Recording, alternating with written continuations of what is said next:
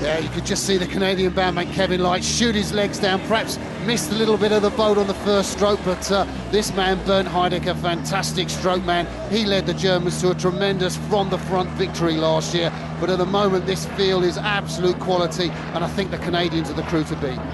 Well, it's the Russians, too, from the top of the picture, who've got the advantage, and arguably they've got a point to prove, having had two crews earlier in the regatta disqualified for doping infringements.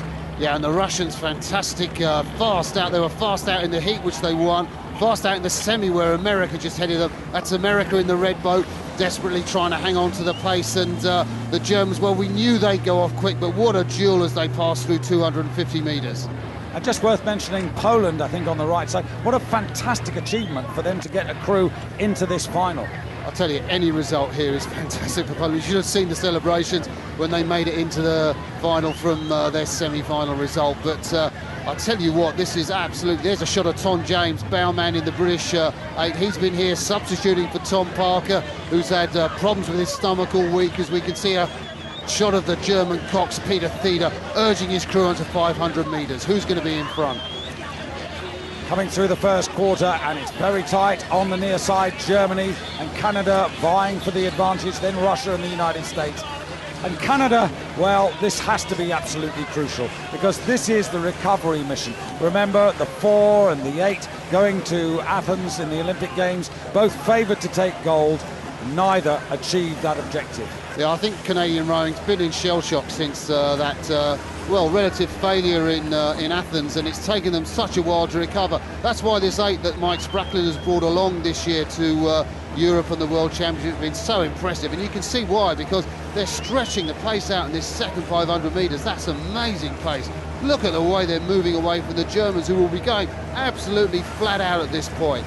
Brian Price, the coxswain, with his back to you with the race plan, looking straight at the face of Carl Hamilton there. Adam Creek in the 7 seat, picking it up there into the engine room. The big guys, Jake Wetzel and Malcolm Howard. Kevin Light in the bow, though, for Canada. And this is going their way at the moment, but on the near side, the host nation. What would this mean to Germany, who've only got 1 gold medal from this regatta? That was in the adaptive race, if you remember yesterday. If they could somehow grab this, everything almost would be forgiven. Yeah, it would be. It's not in their style to come through race at the finish. I mean, I think Bernd Heidegger, he wins from the front, and if he's not in the front at 1,000 metres, it's a big ask.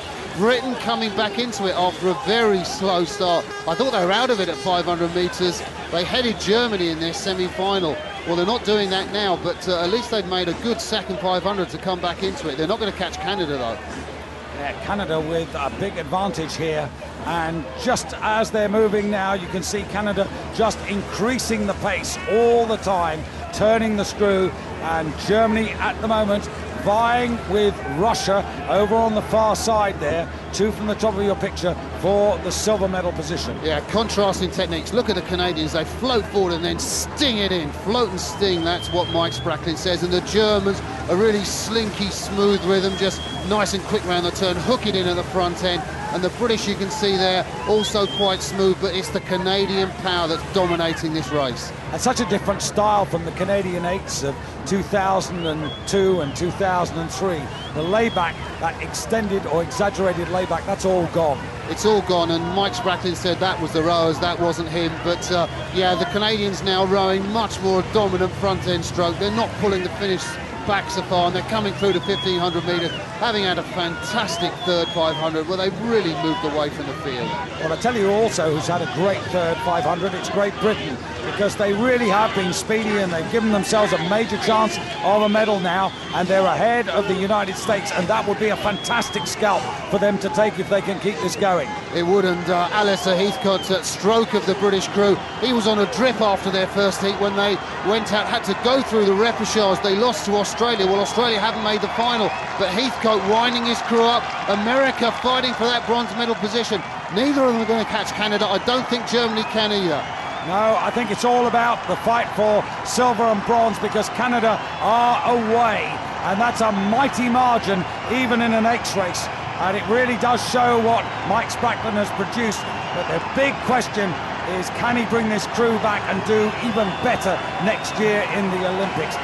I'll tell you what, the Canadians better enjoy this, because they're not going to be this far in front of the Olympics. The field will close up, but at the moment they're enjoying it, they're out in front.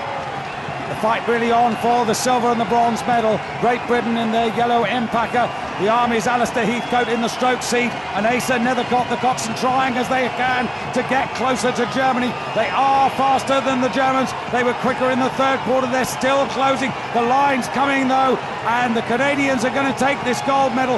Germany hanging on, hanging on. Peter Tede and Bernd Heidecker just hoping the line's going to come in time. It will come in time as Canada take the gold, Germany the silver, and Great Britain the bronze. America only fourth. That'll be a big disappointment for Mike Tatey. Russia in fifth, just ahead of Poland. Well,